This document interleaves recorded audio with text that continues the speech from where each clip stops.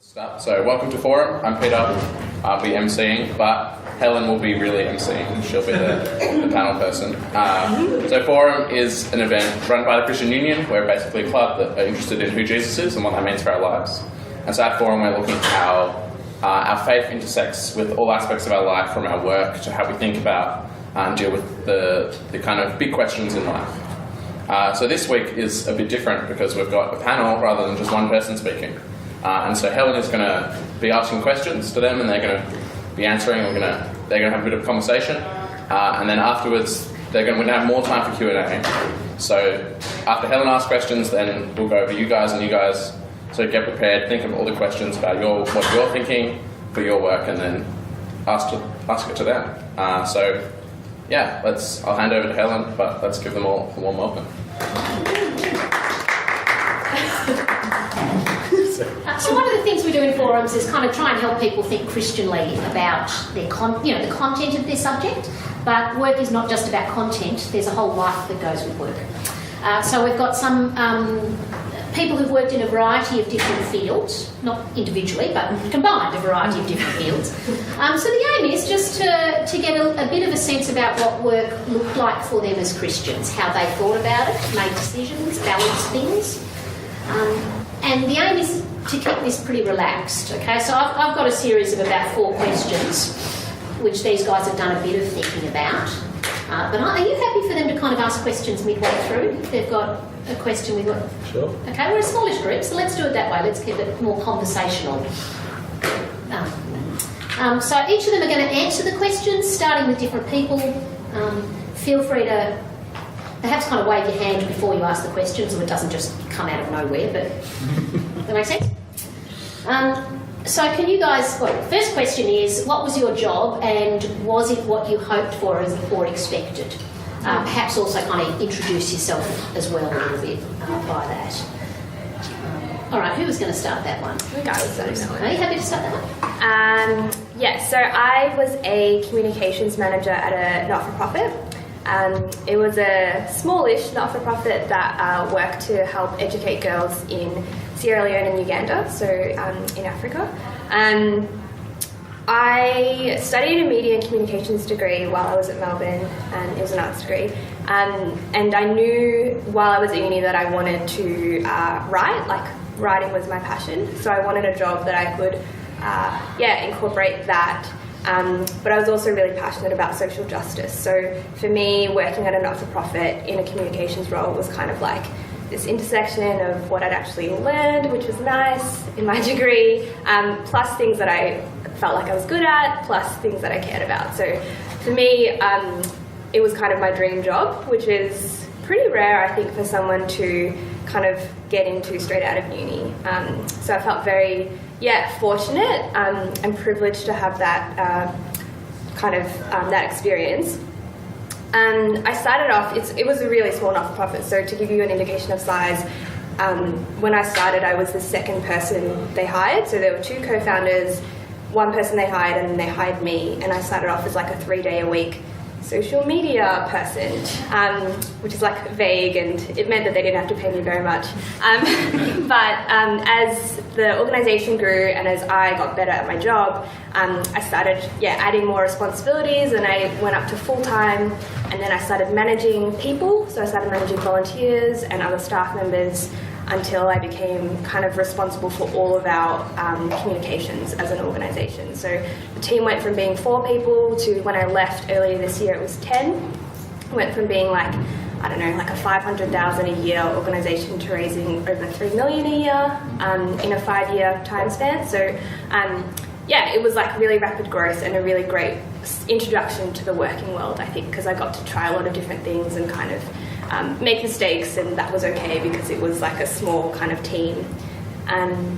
So the question was around whether it was something it was what I hoped for or expected, and what the challenges were. In a lot of ways it was what I hoped for. It was like, it was writing and being creative and getting to be really connected to the difference that my work was making. Like I actually got to go over across to Sierra Leone and meet some of the girls that we were helping to educate, which was amazing. And so in a lot of ways it was really fulfilling.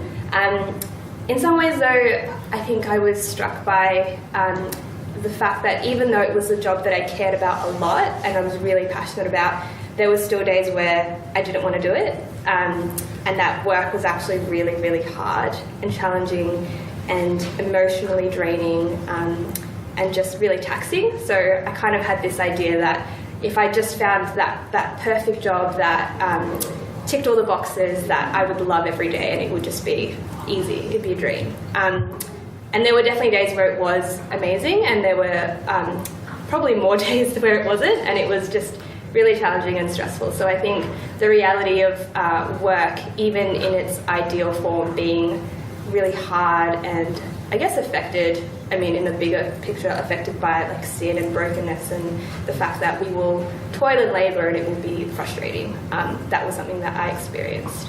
Yeah, I might leave it there. So I'm a physiotherapist, so I studied a Bachelor of Physio at Melbourne Uni, and then my first job was at the Royal Melbourne Hospital just across the road, rotating as a junior physio for 3 years, and then I got my dream job at the Children's Hospital, also pretty close by, where I worked there for 2.5 years. So because I studied a Bachelor of Physio, it prepared me really well for work, because more than half the course is just placements at hospitals. So I actually was a student at the Royal Melbourne, so that was kind of made it really easy to transition. I was already working normal work hours, and I was familiar with some of the staff and the routines and the caseloads and stuff like that. So in that sense, it was kind of what I expected. There was a lot of support working at a teaching hospital. That's pretty big. They've got good mentoring structures, lots of experts in the field that you work closely with and learn from. Everyone's pretty generous with sharing their knowledge, which is great. And yeah, you get exposed to lots of like weird conditions and lots of traumatic conditions as well that you might not get exposed to at small hospitals. So that was great as well. I think in terms of not actually. Things that I didn't expect was, like, my job as a physio, it only exists because of sin. Like, if there wasn't sin in the world and suffering and disease, I'd be out of a job.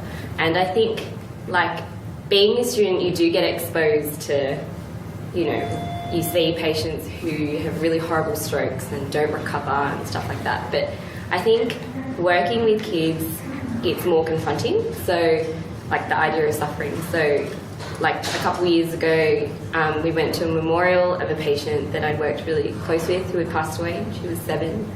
I remember going on holiday. I'd been working really closely with another patient who was waiting for a heart transplant. So she was kind of stuck in hospital, and I'd worked really closely with her every day for 2 months. And I went on a holiday and I came back, and my supervisor pulled me aside and she was like, Caroline has had a catastrophic stroke and she's basically going to pass away. So she passed away. I remember working with, as a physio, sometimes you're the first person to kind of assess babies who might have like weird kind of movements and stuff.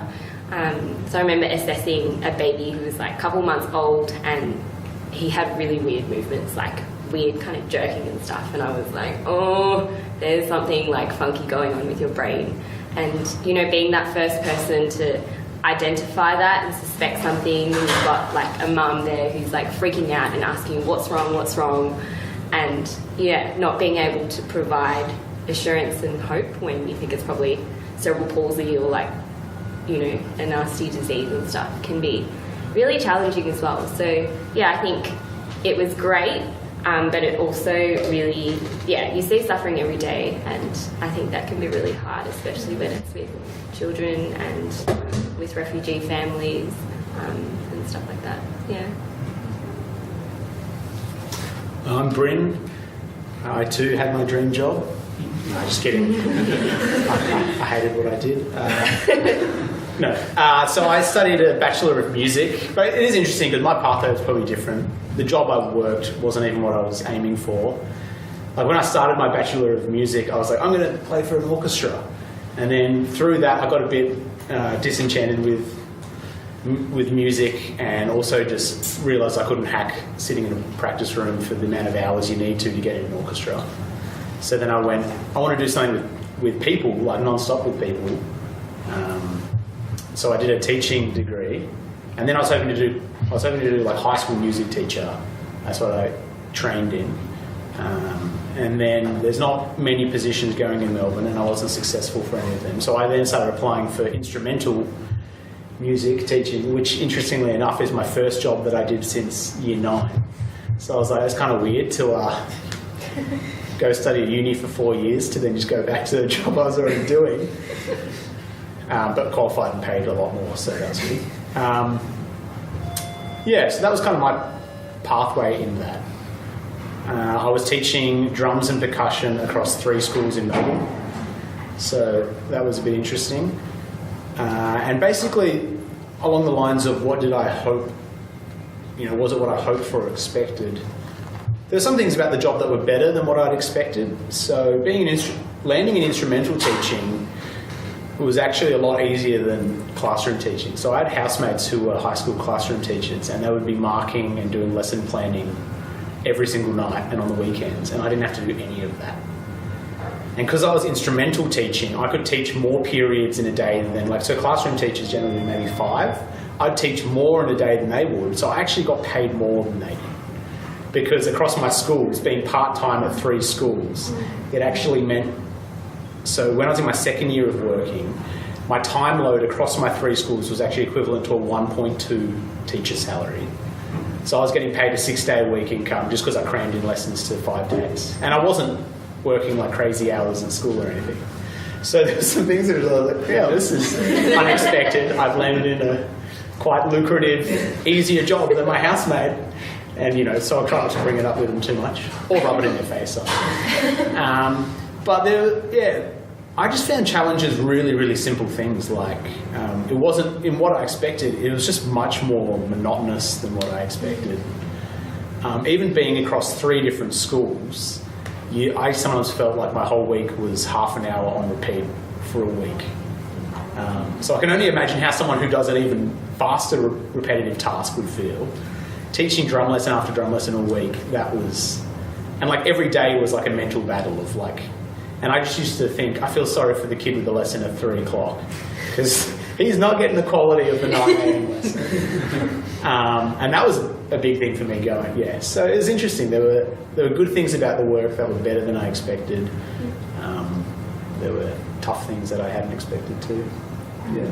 And I mean, even another thing I'd hope for, I did really enjoy just connecting with people. So that is something I hoped for and something that was great, connecting with students and getting to know them. And that was the hardest thing about leaving the job, was saying bye to a bunch of kids. And, kids are saying, are you doing it for the money? Are you leaving? Going, yes. I had a little kid say, oh, are you doing Christian stuff? I'm a Christian.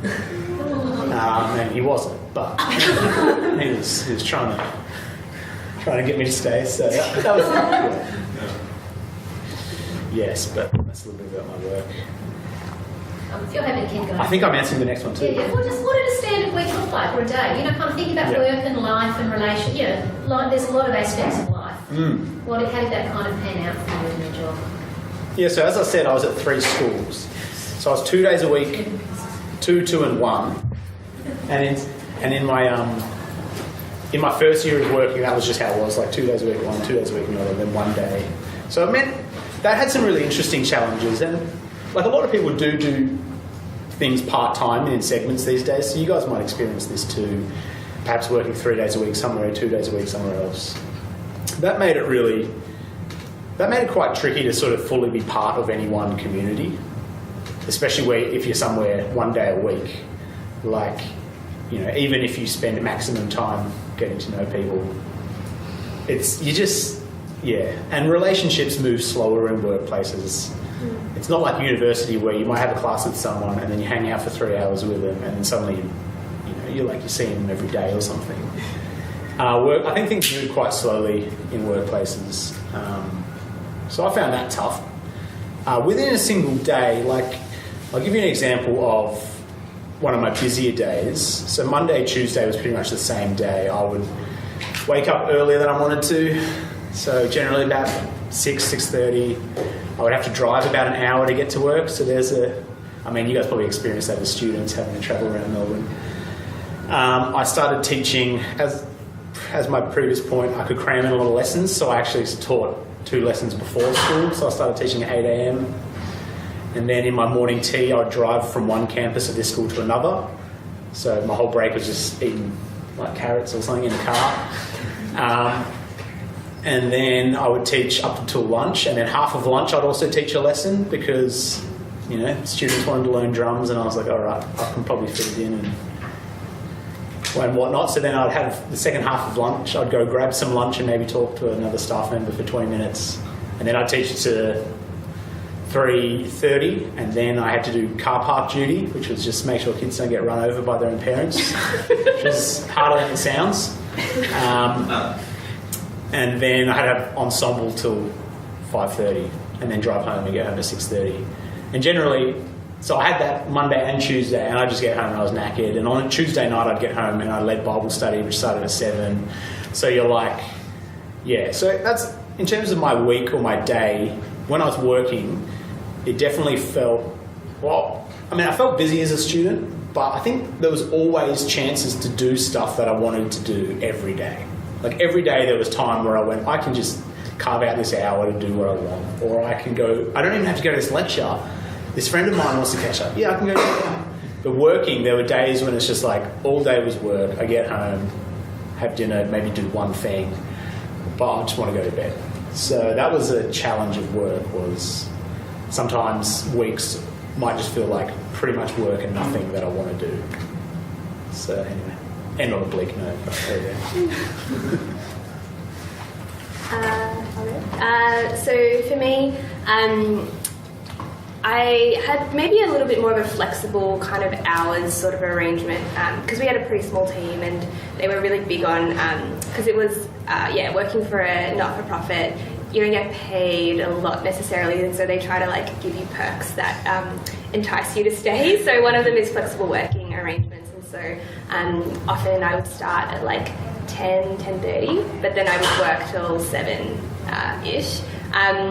And we would do things like work from home Wednesdays, so that you could basically like work in your pajamas, which was pretty nice. The thing about my job is that it was very desk bound. So I would get in and basically sit at my desk where I had like 2 screens and my phone, like 3 screens, constantly for about 8 hours a day. And I'd have a break for lunch, and like I'd go and eat and maybe talk to people around me, but it was very like basically tied to my desk. And sometimes I'd get to go out and like do something fun, like go to a video shoot, or like meet with a creative that was helping us do some aspect of our campaign or our website. But a lot of the time I was literally just in the same office at my desk doing work, and it was very self-directed and quite autonomous because we were a small team. And so like there'd be hours of the day where I wouldn't even be talking to anyone. I'd just be like, you know, my head in a Word document or a blog post, or just something very like focused. And so I think that one of the things that I had to get used to was just how do you concentrate for hours at a time on a task and not actually like how do you keep that up, that level of focus up, because it's not like at uni where you have like, I have to concentrate in this lecture for like an hour, and then I get a little break, and then I'm going to a shoot, and it's a different thing. It's like actually I'm spending 4 hours a day doing like one thing. So that was really hard. And because the work was quite like seasonal, like there'd be peaks during campaigns where I would be working like more like 12-hour days, and because social media doesn't turn off and the internet doesn't shut down, I'd often be taking work home and like doing stuff at night or on the weekends as well. Not all the time, but definitely periods of the year. So that was really challenging just on like my health in general, because I like wasn't like looking after myself and my relationships, and just being able to do stuff outside of work, because it was quite consuming at certain points of the year. That sounds pretty bleak too. I did enjoy it, and it definitely like pushed me. Like I learned so much in such a short amount of time about myself and about work, and like the actual tasks I was doing, and I was able to teach myself a lot of things and like pick up skills and stuff along the way. So it was definitely like a really intense kind of growth period. But yeah, I think the transition from uni to full-time work was one where I definitely felt tired a lot of the time, and just the lack of like autonomy over what you could do in a day, I think was hard. Sorry if that's depressing. So I had two kind of really different experiences of working as a physio. So for the first 5 years working as a physio, I was basically working in a hospital, and I'd start the day with like 12 patients that I had to see and basically be on my feet the whole day, running around the hospital, like literally wore runners to work, because I would be like running between patients and doing exercise. It was great because there is a really strong sense of unity amongst the physio department. So, you know, if you don't have enough time, there's always someone else that you can call to help you out and stuff. But it was pretty demanding in that kind of sense. I was physically tired when I got home, but I guess unlike your work, I never had to take work home. So I knew I could work from 8 to 4:30 or 8:30 to 5, and then once I got home I could just shut off, which was great. So that's what I did for the first 5 years. And then for the last 6 months before starting with CU, I got a job at a hospital still, but with a service called Hospital in the Home. So that's a pretty cool service where you're still seeing kids who are medically unwell, but they're stable enough that they can go back home and just have some intervention at home. So they might just need a nurse to come by for 1 hour to give them drugs, or physio daily for exercise or whatever. So that was pretty fun. It was shift work, so I either worked 7 to 3:30 or 11 to 7:30 at night, and it was across 7 days. So I often had to work on the weekends, or Friday nights, Thursday nights and stuff. The work itself was pretty crazy. Like, on a normal day, I'd see 4 patients. I'd get in the car and just be driving all over Melbourne and see patients, whether they were at home or school or kinder. And I love doing that. I love being welcomed into someone's home. The work itself was pretty fun. So I would see babies up to like 18-year-olds, and one day I might do exercise, be doing like exercise circuits, kind of like CrossFit stuff with like an 18-year-old with cystic fibrosis, and then my next patient might be a baby who's had heart surgery, who I'm singing to and trying to get them to roll and sit up by themselves and stuff like that. So it was really variable work, and I loved that, the patients were all really different and there were new challenges every day. The hard thing about doing shift work, my husband did work shift work as well, so that kind of actually worked out better because we would have random days off during the week with each other to see each other. But I found it was really hard to work so many Sundays and miss out on church, to work on Saturdays and Friday nights and miss out on Bible study sometimes. So I definitely don't miss that aspect of it. But overall, I think it does offer good work-life balance, and it's flexible, and I love that I was constantly learning and being challenged. And this is the last question from me, right? So you guys now need to come up with words. How did being a Christian affect the way you worked and thought about work? And part of that, how free did you feel to evangelize, thinking about your clients and what you were doing for them? How did all that work for you?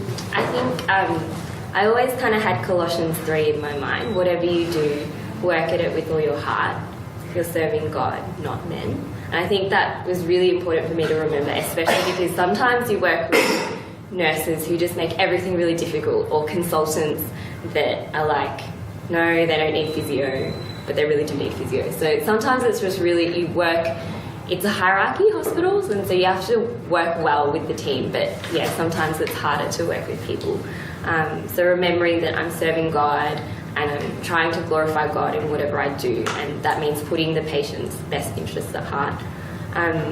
I think sometimes it's hard in healthcare to be distinct as a Christian, because everyone's there because they want to help people and they care about people, they have empathy, they want to make a difference in the world. So you're like, how am I different to that? Because they seem like morally good people too. But I think one big thing that I noticed was the complaining that goes on. So even though like the Royal Children's Hospital is a great hospital, there are staff shortages, there are stressful times at work, and people complain heaps. So I think, like I was reading Philippians a few weeks ago, and in chapter 2 there's a verse about not complaining and not arguing, and so you can be blameless and shine like stars. And I think that's such an important thing to remember, that when everyone else is complaining about how stressful work is and how much we're pushed and how much work we get heaped on us, actually not complaining is a really good way to be distinct from other people. How free was I to evangelize? It's really hard. So lunchtime conversation doesn't really lend itself to having like deep gospel conversations. Definitely everyone in my little physio crew of 30 knew I was a Christian, just because you talk about what you do at the weekend and stuff. But it's hard to go beyond that. I think in terms of patients and families, often families ask you about yourself, like, are you married? What's your family like? That kind of stuff. So that was a great in to explain how I met John, how he was attracted because he was a Christian. We met through Christian friends, so that kind of gave an in. I do, because you work with really vulnerable families, patients who they're kind of teetering and you don't know how well they're going to do. You do work with families who are really emotional and need a lot of reassurance and hope. So I've been able to tell families that I'm praying for them and things like that. I don't know if you're actually allowed to do that, but I've been able to do that. But sometimes I think it's as well just like looking for the opportunities and then like being open to taking them. So recently I went to go see a patient who I've known for a while. He's 18, and I walked into the room and he's got cystic fibrosis, which is like a lung disease that makes you produce lots of like yucky phlegm and stuff. So he's in hospital all the time. And he was watching Vikings. So I don't know if people have seen Vikings, but it's like a really violent show. So we just started talking about Vikings and pagan religion, and in that half an hour conversation, like I got to explain the gospel, we got to talk about suffering and his cystic fibrosis and whether there was meaning in that. We talked about intelligent design, and it was just like the best conversation, but like totally unexpected. So sometimes you just have to be expecting those opportunities and praying for those opportunities. But I think the best way I found to evangelize was actually just investing in friendships at work, so with colleagues. And I think when you really invest in those friendships with non-Christians that you see every day, they invite you into their lives. And I think, there were a few people who invited me into their suffering as well. So I had a colleague who I used to carpool with every day, not a Christian, and her mum got breast cancer, and she had some complications of the breast cancer with her lungs and stuff, and my friend Jess would call me quite regularly and like just debrief, like want to download, and we would pray together on the phone. And so I thought that was a good way to offer some counsel and comfort. I had another colleague who her husband had an affair and she was going through a separation, so again, like it was so good that she was able to confide in me and tell me what she was going through, and I got the chance to talk about Joseph and in Genesis and talk about his experience of suffering. And then I guess, like my friend Emily, who's probably like my best work friend, even though we don't work together daily now, like we still catch up. We go on runs together, and I think investing in that friendship, you do get an opportunity to move past the superficial stuff of what did you do on the weekend and what happened on Batchy last night, and go into those deeper conversations of values and worldviews. So we go running together, and the last time we went running, we ended up talking about Christian marriage and like what being a man looks like, what being a woman looks like, and loving money and the dangers of that, and what real community looks like. So I really think, it's a great mission field, and you're seeing people who are non-Christians every day for a long period of time. So investing in those friendships to get to know people, and then being invited into their suffering as well, and being able to testify about the hope that we have. I guess maybe a few thoughts. I know Larissa looks like she's got some pretty good stuff, so I'll just say little side note things and Larissa can bring it home. But I think for me, working as a Christian, well, definitely one thing that's like a little bit different is thinking about, I guess, sort of not wanting to be idle or not wanting to be lazy, not being a burden on society or community. So that's one thing, and actually being able to, because I can work, being able to work and being able to use the resources I have from work to love and serve brothers and sisters. And I guess now we're in a globalised world, or every second Melbourne Uni subject has that word in it. So, you know, that also means you can have responsibility globally. Yeah, so I think that was a big thing for me in thinking about how I approach my work and what I use. Because it did sort of occur to me, I was living in a share house. Most of my income was disposable. I didn't need much money to live off. In a lot of ways, I was kind of living similarly to when I was at uni, except I wasn't buying 3-star mints, I was buying 5-star mints.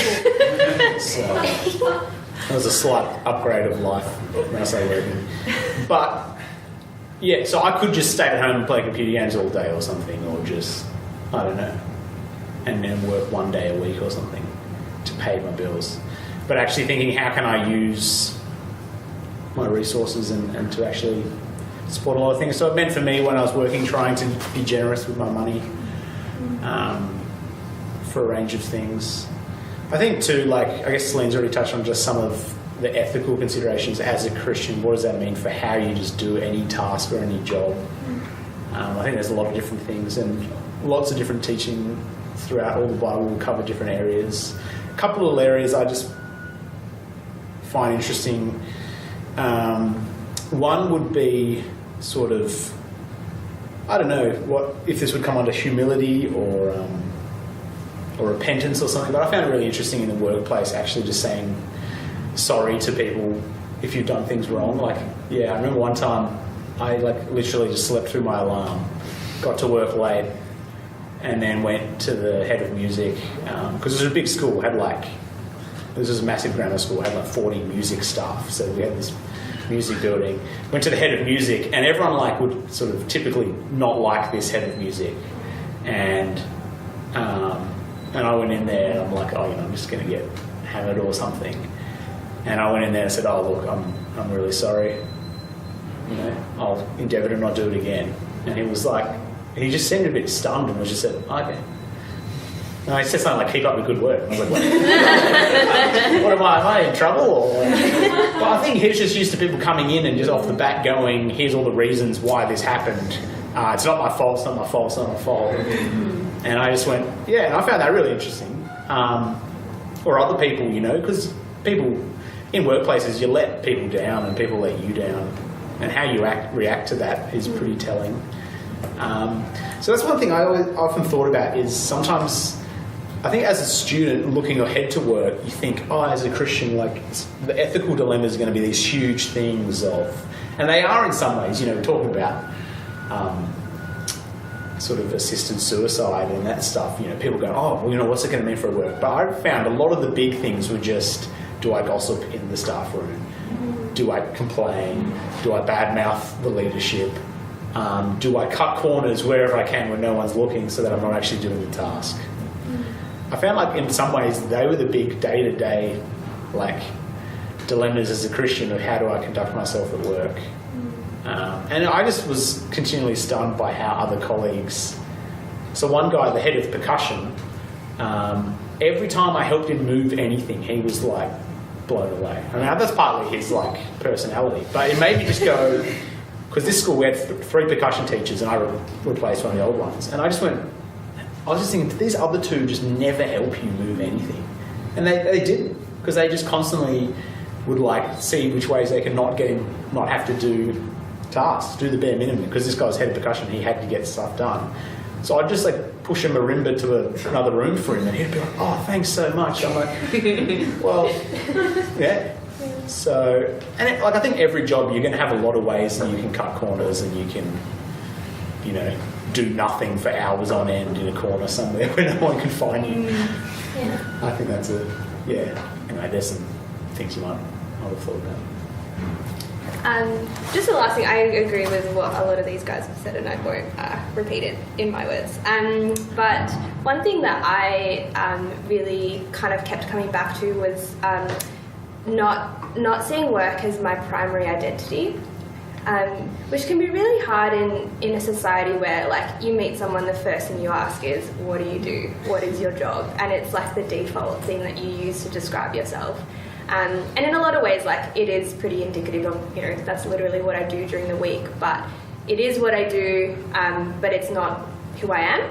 And my identity as a Christian, I tried to keep that as the primary thing. And so what that meant was when things did go right at work and when there was, like, big success, it was something to be celebrated, but it wasn't where I found, like, my, you know, ultimate affirmation or my security. And it meant on the flip side, when things went wrong, if we didn't reach a fundraising target, if, you know, one of my blog posts was, like, widely criticized, or, like, someone had, you know, a nasty comment to say on social media, like, it wasn't something that cut me too deep. Not that, you know, I think it's important to care that the work we produce is good and is, you know, something that's valuable, but when things go wrong and when work does let you down, it actually doesn't kind of rattle you and cause you to question who you are. And I saw what it looked like on the flip side when you didn't have your identity in Christ, when one of the co-founders of the organisation, who was also the CEO, when she stepped down from the role after building this charity up from nothing, she had, like, a real identity crisis, and she went through this real period of grief of, like, I don't know who I am if I'm not that person, if I'm not the CEO, if I'm not, you know, the head of this charity, who am I? And it took her a really long time to kind of heal from that and move on, and I don't think she fully has yet. And so when I said that I was leaving, she kind of warned me and was like, you're going to go through this period of grief and it's going to be disorientating, and just be prepared. And when I left earlier this year, I was definitely sad to leave the job and I was sad to leave my teammates. But I didn't go through that period at all. And I was actually able to leave the job well and be sad, but not broken by it. And I think, like, I can really only credit that to, my identity not being found in my job or my title. And that's going to be a constant thing to kind of fight. But we do know that work is temporary, not only that we'll have multiple jobs, like our generation will have multiple jobs over our careers, but also that work itself is temporary and this life is temporary. So kind of having an eternal mindset even as you do the day-to-day, I think is really important. Right, lots of ideas. I've got lots of questions. Bill's going to be more interesting than mine. Go for it. Anyone else?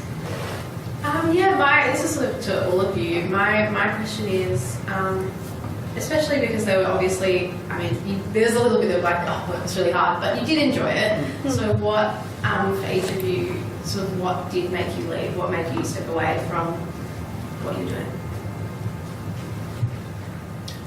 I guess for myself, I don't know, I think just from when I was a student I had a real passion to do ministry, so I really wanted to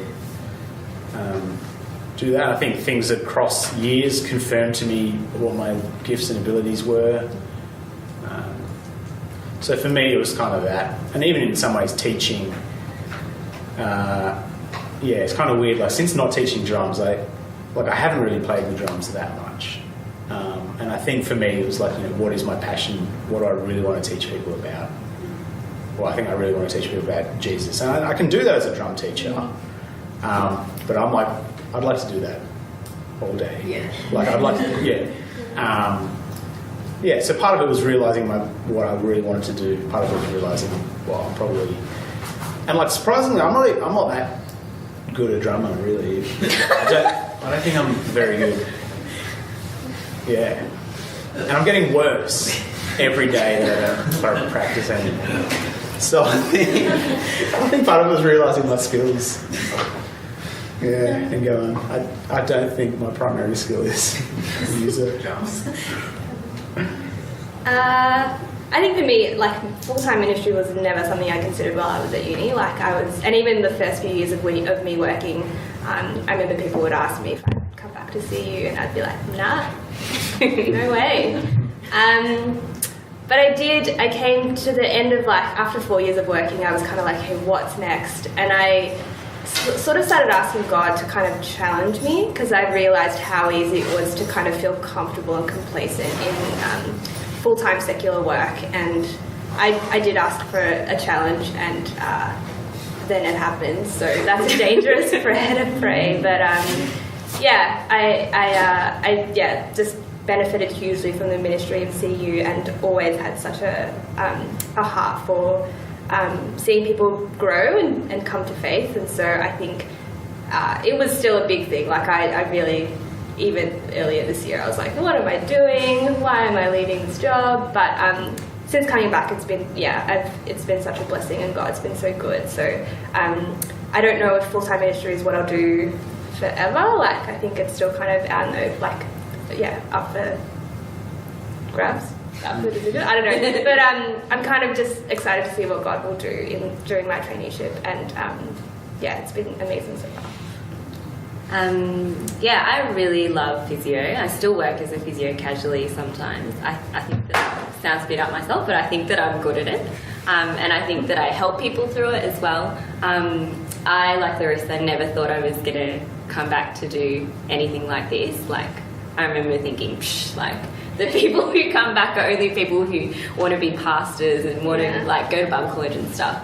And Julianne, like, does that thing where after a couple of years of work, she asks you to catch up for a coffee, and I was like, I know what's happening. She's going to drag me back into CU. And for a while, like, I was just like, nope, like, I'm, like, being a good example of being a Christian in work and stuff. But actually, last year, my church had a series on Ecclesiastes, and I just, like, had, like, a bit of a breakdown. So I don't know if you guys have read Ecclesiastes, but it's all about vanity, and the vanity of wealth, and of striving for career, and of time, and material possessions and stuff. And I just had this moment where I was like, everyone needs to know that, like, they're wasting their time, and they're just living for nothing, and it's all going to pass away one day, and we're just chasing the wind and vanity. And the same-sex marriage plebiscite was happening at the same time, and I really felt like I was the minority. I was like, I'm, like, the only Christian in this place, and, like, who's going to tell people about Jesus? I remember, like, driving my friend home, and she was like 27 at the time, and she was like, oh, so you're like a proper Christian, like, you read the Bible and stuff. And I was like, yeah, like, I'm pretty Christian. But she was like, I've never met another Christian before. And I was like, what? Like, you're 27, you've grown up here, you're fairly well educated, how can you have never met a Christian before? So I think that was another thing that I was like, people can just go throughout their lives and not ever meet a Christian. And I just really felt like not equipped to share the gospel, and I just didn't know how to do it, because it felt really awkward and jarring, and I was like, how do you just tell people the gospel?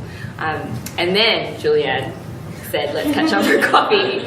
And then, the way she explained it was that, you know, these are skills that are going to be useful for you in the long term. So whether you go back into physio, when you become a mum and join a mother's club, like, you're going to have so many opportunities to speak into people's lives and to share the gospel. So whatever you do, if it's uni ministry, full-time ministry, whatever, or back to physio, these are going to be great skills.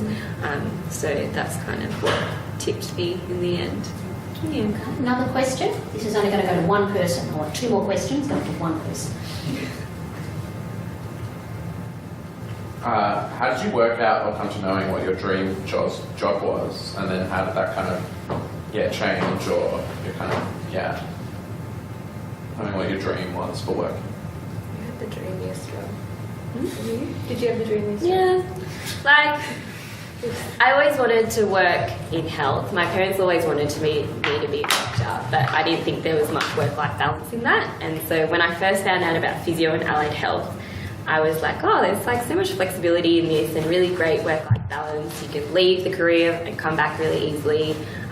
You're helping people in a really obvious way. You work really closely with people, which I loved, and you've got to see, miraculous things happen and people be healed and stuff. So, because I was interested in health and exercise, that was always something that I was passionate about, and I always wanted to work with kids. So, I think that's what pushed me to a career in physio and with kids as well. Does that answer your question? Yeah.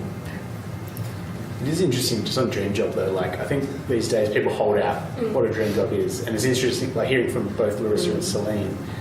Actually, I think it's an illusion because I think people think a dream job means there's nothing tough about it, and I think living in a fallen world, every job has something tough about it. But like with social media, you've got people holding out. My job is just pure like perfection, which I sort of question. Can I just say, as someone who's worked in ministry for quite a while, some of the challenges they found in their workplace, I would say I find in mine. Ministry doesn't always remove difficult colleagues. Rob, I'm not talking about it. Tired. Yeah. Some of them are work. They're not secular or ministry work. Just to chuck that into it. Question for any of you, really. Just wondering, so in the transition, like going from uni to workplace and having kind of like those long hours, how did you go about keeping up friendships and relationships that you had established previously? I don't think I did a very good job of it. You just have less time and less energy. So at the end of a work day, like I would like basically just want to, I'm an introvert, so I just want to retreat into my own shell and just be alone. So it was really hard, and I think as you get used to it, like the first 6 months of full-time work I think are the hardest, and then you do adjust and you do learn you learn how to deal with it. But you do have to be more intentional, I think, particularly when all your friends are working and they're all tired and everyone is busy.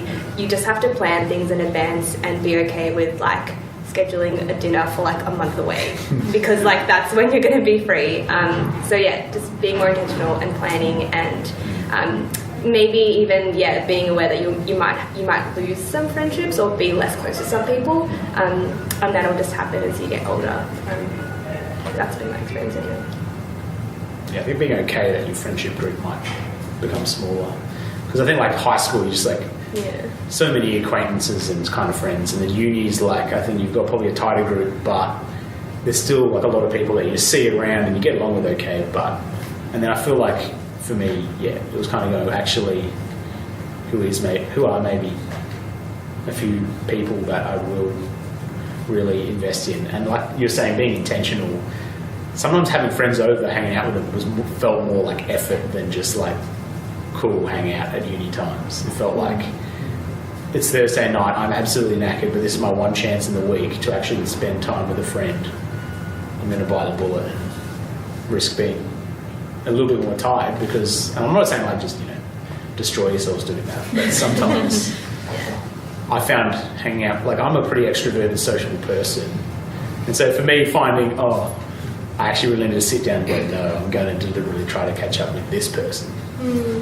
Like that was, I didn't expect that to happen necessarily, but it did. I've got time for one more question.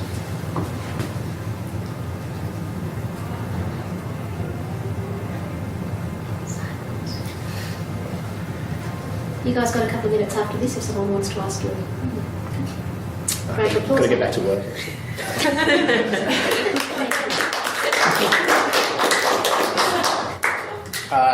As always, thanks for coming. I lost my document. I've forgotten what I was going to say. I'm pretty sure Bryn is about resources. Bryn recommended a book at Summit, I think, which was, what was your work? If people want to think about work, just do something. I do that. Is that it? I mean, it touches on work, but if you're thinking about the dream job too much, then maybe read Just Do Something. Yeah, but are there any other things that you reckon people should go to? Any things that they want to keep? Or just talk to you, or what else? Well, I mean, a lot of people like Every Good Endeavour. Is that what it's called? Yeah. I read another one that was by someone else, but a similar idea. Another book I've read, which is potentially a bit of a different perspective, is Revolutionary Women. There you go. I think they were both on the book shelf or something. Two books that I can recommend, which both start with crazy, which is a bit weird, is Crazy Love by Frances Chan, which is really challenging because you will get this income at the end and you'll have a lot of money and you don't necessarily need to live off a $60,000 lifestyle. So that's a really good book to challenge you in terms of generosity. And then the other book that's really good is Crazy Busy by Kevin DeYoung, which is a really short book, but it's really good about because you do get really busy when you're full-time. You've got all these new friends and stuff, so that's a really good book to think about your priorities and stuff. Awesome. Thank you all for coming. Thank you all for coming. You can find more about forums and upcoming events on our Facebook page. Just search MUCU Forums. There's the break next week, so don't come here. Have a rest. But then the week after, Ben up the back is going to be talking about slavery. So the Bible and slavery, how do we work with that? So that should be really fun and exciting. So please stay around for discussion and let's do one last round of applause.